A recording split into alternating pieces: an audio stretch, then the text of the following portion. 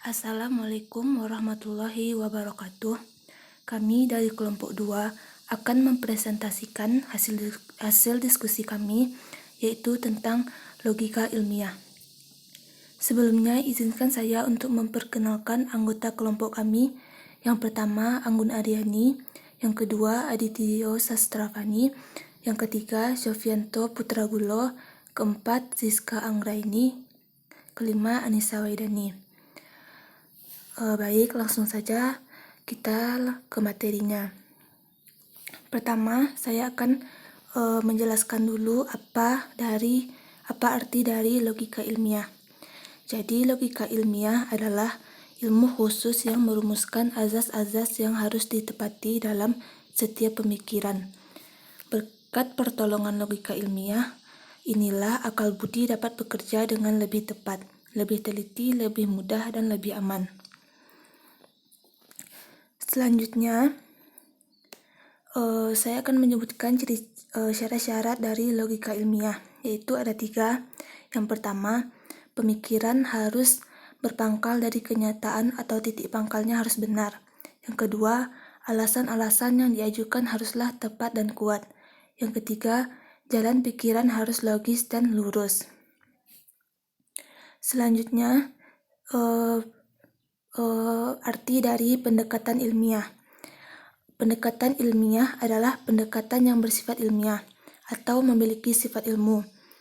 Adapun ilmu sendiri definisinya adalah sekumpulan pengetahuan berdasarkan teori yang disepakati dan dapat secara sistematik diuji dengan seperangkat metode yang diakui dalam bidang tertentu. Proses pembelajaran dengan berbasis pendekatan ilmiah harus dipandu dengan kaidah-kaidah ilmiah. Selanjutnya, positivisme dan kuantitatif. Maksudnya adalah aliran ini menetapkan kriteria-kriteria yang harus dipenuhi oleh ilmu-ilmu manusia maupun alam untuk dapat disebut sebagai ilmu pengetahuan yang benar, yaitu berdasarkan kriteria-kriteria eksplanatoris dan prediktif. Selanjutnya, fenomenologis kualitatif.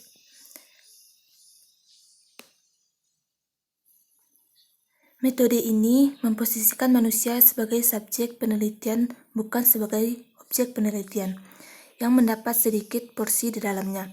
Mode kualitatif dengan pendekatan fenomenologi berupaya untuk menangkap berbagai persoalan yang ada di masyarakat dan mengungkap makna yang terkandung di dalamnya. Fenomenologi merupakan salah satu pendekatan yang digunakan dalam metode penelitian kualitatif. Selanjutnya, landasan pemikiran penelitian. Yang pertama, objek material dan objek formil. Yang pertama, objek material.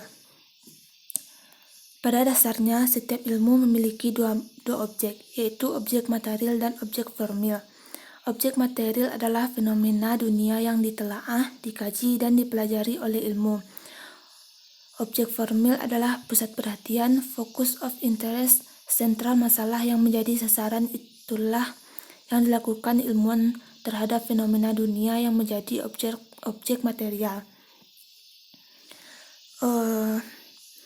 Oleh karena itu, dalam rangka memperoleh pengetahuan yang benar dan pasti mengenai suatu objek, maka perlu dilakukan pembatasan jenis objek.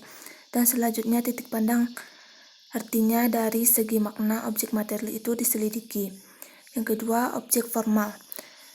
Objek formal sering juga disebut perspektif ilmu, point of view atau point of interest, kerangka teoritis, kerangka filosofis atau sebutan lain yang pada hakikatnya adalah paradigma suatu ilmu.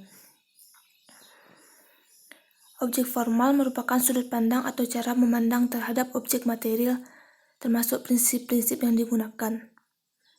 Selanjutnya, mengenai paradigma, postulat, konsep, hipotesis. Yang pertama yaitu paradigma. Seperti yang teman-teman baca semua, di sini tertulis arti dari paradigma, postulat, konsep, asumsi, dan hipotesis.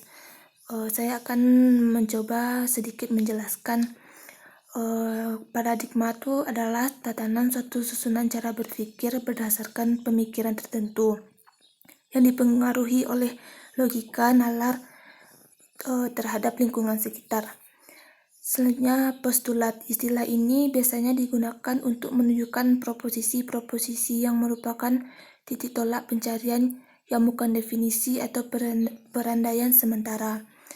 Yang ketiga yaitu konsep. Konsep itu adalah kata yang menunjukkan sesuatu.